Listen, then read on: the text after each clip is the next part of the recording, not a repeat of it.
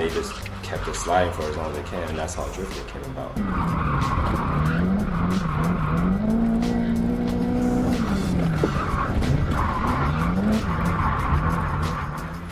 But in the US it's a little different because a lot of us probably did not start drifting, seriously at the mountains. There are probably some people that have done Touge, but most of us probably mainly just gripped it. And then when the drifting trends start happening, people start, drifting more and more up there.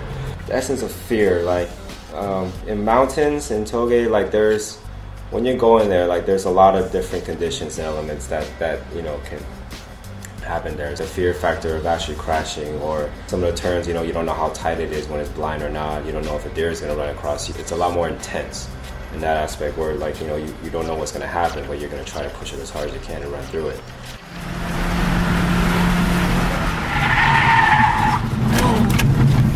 Oh! But in the racetrack, there's like a different sense of, fear. Like, because in a track you can actually go a lot faster.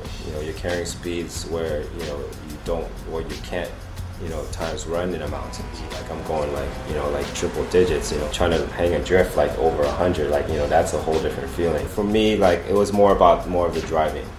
I just wanted a place to go out there and just drive. I wanted to push the car, and there's certain times when you just feel like doing it. So there was an outlet that you can go to. Yeah, my main experience was actually through the speed trial events, or the Drift Association Drift Days. So once you start going to those events, that's when you actually really start picking up drift techniques, because you have an open place to actually go and start. And you can push your car instead of when in the mountains. You're timid. You don't want to fly off the cliff or smash your car in the mountain and things like that. You don't push it as hard. Touge is always going to have their own like subculture. There's always going to be core guys that just loves running the mountains. There's a whole different mindset when you run the mountains compared to running it at an actual sanctioned event. Even though Calvin no longer runs the Touge, he introduced us to Team Symphonic, a group of guys who run the canyons in the San Francisco Bay Area. I mean, we actually got started with the team already kind of late. In the early 90s, there was a lot of drag teams out there, a lot of different street racer teams, but we were actually kind of different. We made a team name because of the fact that when we're somewhere together, we'd just rather be together in our own group. So I asked him what Symphonic meant, and he said, well, I don't know, maybe like the combination of the cars, going through the road, wide open throttle, the tires screeching, the engines revving, and all that all in one, that's kind of a symphonic sound. So that was his explanation for it, and I'm all, oh wow, that's really cool and really creative, makes a lot of sense. Actually, a great thing about us is that everyone's in their own world in a sense, but we're all together. Everyone's aiming for different things. I mean, in general, what everyone is actually aiming towards is that to be a better driver. Yeah, it's a really good friendship thing. I mean, we have barbecues, we go out. Basically, you're doing something that's not, actually within the law, and in a less controlled environment, actually an uncontrolled environment. And I guess, for me, that gives me kind of a good feeling. I mean, yes, it's pretty reckless and irresponsible, but hey, why grow up?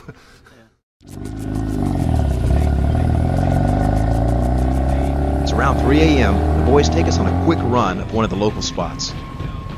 These roads, comprised mostly of high-speed sections, are connected by corners with cliffs overlooking both sides.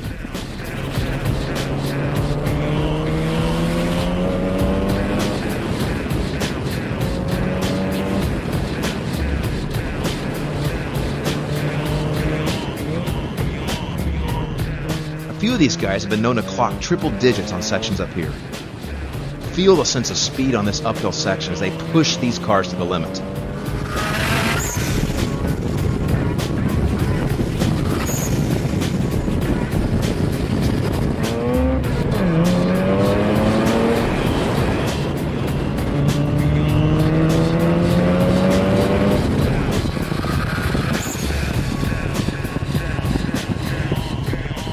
At these speeds, any error in judgment can send you flying over the edge or into the side of the mountain.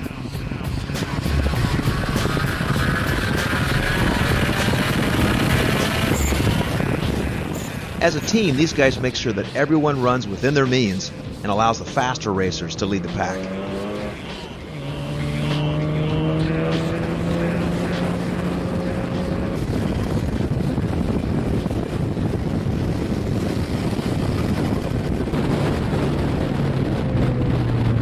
After a few runs, we head back down, hoping to avoid the local authorities patrolling these parks.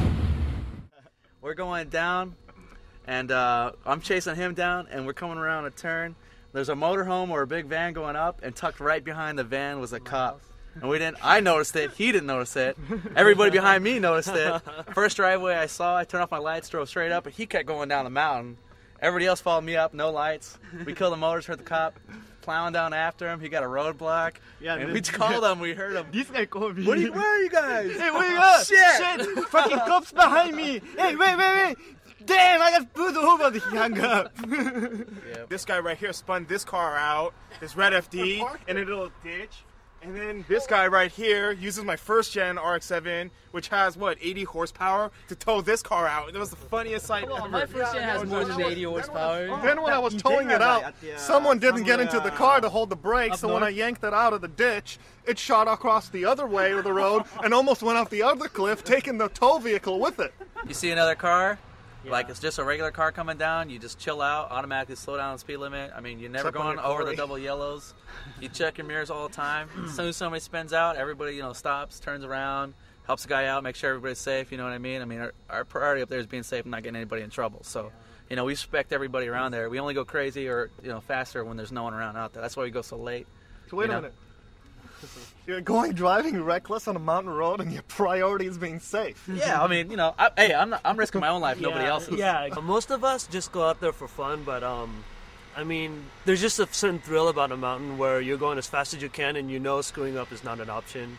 You either die, you take someone down with you, or you do what you can and just have fun. I mean, it's just a certain thrill that you don't get anywhere else.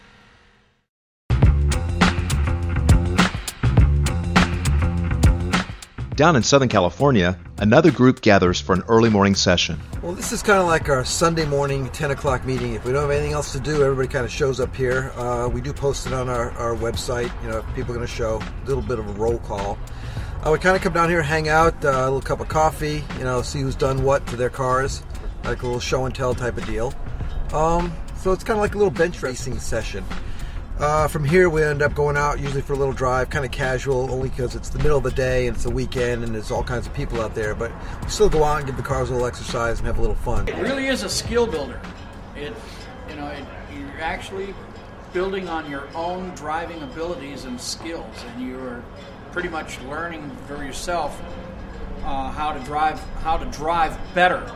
I've driven on closed courses, and that also gives you the opportunity to learn how to drive and be much more alert. I would bet that any one of these guys here are much more alert than thousands of people that we drive against out and I say against, out on the freeways. Oh yeah. I remember going to Streets of Willow for the first time and just spending the whole day there, just 9/10, 10/10 around the racetrack and feeling completely secure, but then throw everything in your car and you drive off and you get on the freeway and you're like, whoa, these people are not the same.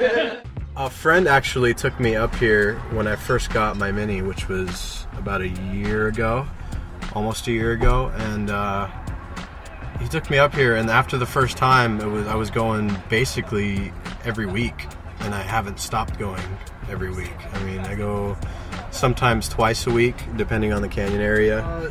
A lot of people think we're just crazy and out of control, and they've come to associate drifting with the Touge because of stuff like Initial D, but I have never actually encountered anybody trying to drift in a canyon, and I hope that doesn't happen. I mean, you got to keep it safe, you got to stay on your side of the double yellows. That's probably the most important thing, and know your limit. Knowing your limit is probably more important than that even. A lot of people, when they first come in, they're overconfident, and you need to know where your limit is and not get near it.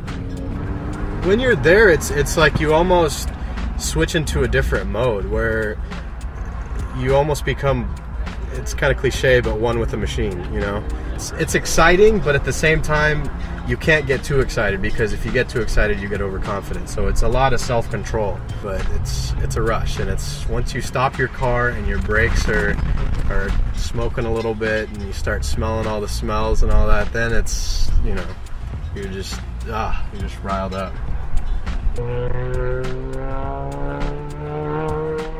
The area that we live in out here, we are blessed with some of the finest